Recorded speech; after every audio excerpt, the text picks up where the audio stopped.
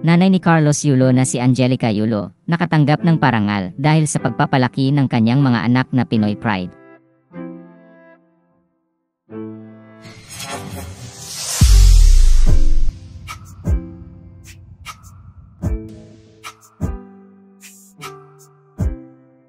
Kamakailan ay nakatanggap ng parangal at pagkilala ang nanay ni two-time Olympic gold medalist Carlos Yulo na si Angelica Yulo mula sa may-ari ng salon na si Warren Encarnacion.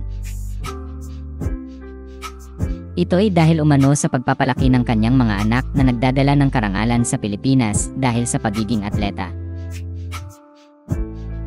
Ibinahagi ni Angelica Yulo sa kanyang Facebook post ang pagbisita niya at ng kanyang pamilya sa isang branch ng salon sa Paco, Maynila at pagbibigay mismo ni Warren Encarnacion ng parangal para sa kanya.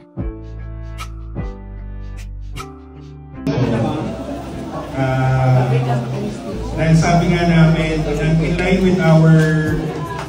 with our campaign na Ganda for All, we give this certificate of recognition to Ma'am Angelica Focus Yulo for your exceptional dedication and unwavering commitment to raising children that bring pride to the Philippines. Your effort and virtue are in line with the spirit of Paco Salon Ganda for All campaign, embodying the values of empowerment, individuality, and positivity.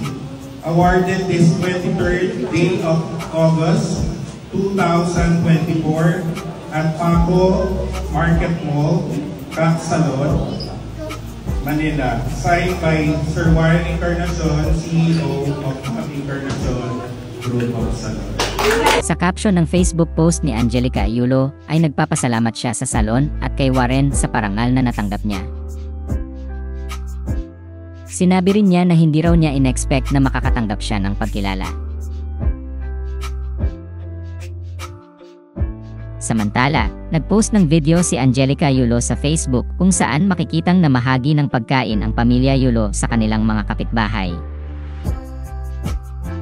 Pinasalamatan ni Angelica ang mga tumulong sa kanya sa pagluto at sa pag-asikaso, at pinasalamatan din niya ang kanyang anak na sina Isa, Eldrew, at Joriel sa pinaabot nilang tulong para kahit papaano ay makatulong sila sa simpleng paraan. Anya, lagi tayong tumulong sa kapwa. Kapag may sobra tayo, maliit man o malaki, ang mahalaga ay magbigay tayo ng bukal sa puso. Pagpasensyahan niyo na po sana ang nakayanan namin ng mga anak ko.